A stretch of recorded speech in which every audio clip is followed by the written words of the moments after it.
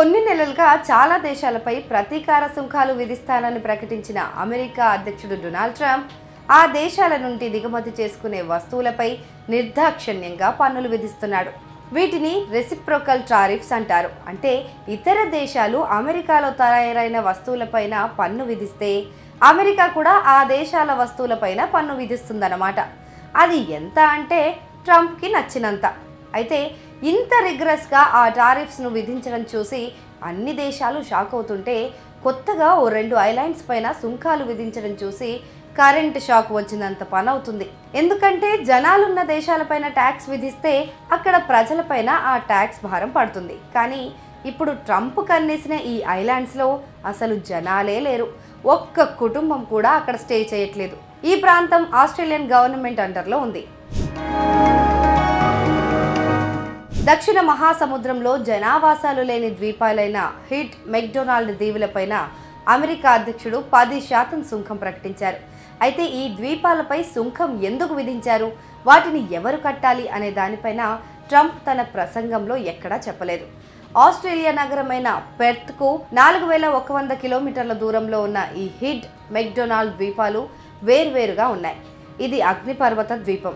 UNESCO websites ప్రకారం ఈ ద్వీపాలను సంరక్షించడానికి ఇక్కడ మొక్కలు, జంతువులను తీసుకెళ్లకూడదు. అంతేకాదు మనుషులు కూడా ఈ ప్రాంతానికి దూరంగా ఉండాలి.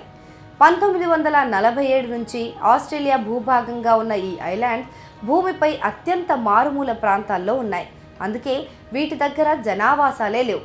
ఈ దీవులను చూడ్డానికి సముద్రం ద్వారా మాత్రమే చేరుకోవచ్చు. ఆస్ట్రేలియా నుండి ప్రత్యేక నౌకలను ఉపయోగించి ప్రయాణం చేయడానికి దాదాపు 2 వారాలు పడుతుంది. అలాంటి ఈ ప్రాంతంలో ట్రంప్ వేసే పన్ను కట్టేదెవరు? అసలు అక్కడున్న వనరులు వాడేందుకే జనాలు లేరంటే ఇక అమెరికా వస్తువులు ఎవరు వాడతారు? అగ్నిపర్వతం నుంచి అమెరికాకి ఏం ఎగుమతి చేయగలరు? ఎవరు ఎగుమతి చేస్తారు? ఫ్యూచర్లో ఈ ప్రాంతానికి వచ్చే టూరిస్టుల సంఖ్య పెరిగితే అప్పుడు ఆస్ట్రేలియా ప్రభుత్వానికి భారీగా ఆదాయం వచ్చేస్తుందేమోనని ముందుగానే ట్రంప్ ఈ టారిఫ్స్ వేసి పడేశారా అని అర్థం కాక అంతా తలలు పట్టుకుంటున్నారు.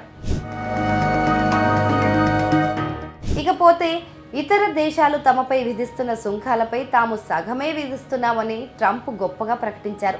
అది కూడా జాలితోనే సగం సుంకం విధిస్తున్నట్లు వెల్లడించారు. భారత్ గురించి మాట్లాడుతూ మోదీ తనకు గొప్ప స్నేహితుడని, కానీ భారత్ అమెరికాతో సరిగ్గా వ్యవహరించడం లేదన్నారు. భారత్పై ఇక తాము 26% సుంకాలు విధిస్తున్నట్టుగా ప్రకటించారు. చైనాపై 34% సుంకాన్ని విధిస్తున్నట్టు తెలిపారు.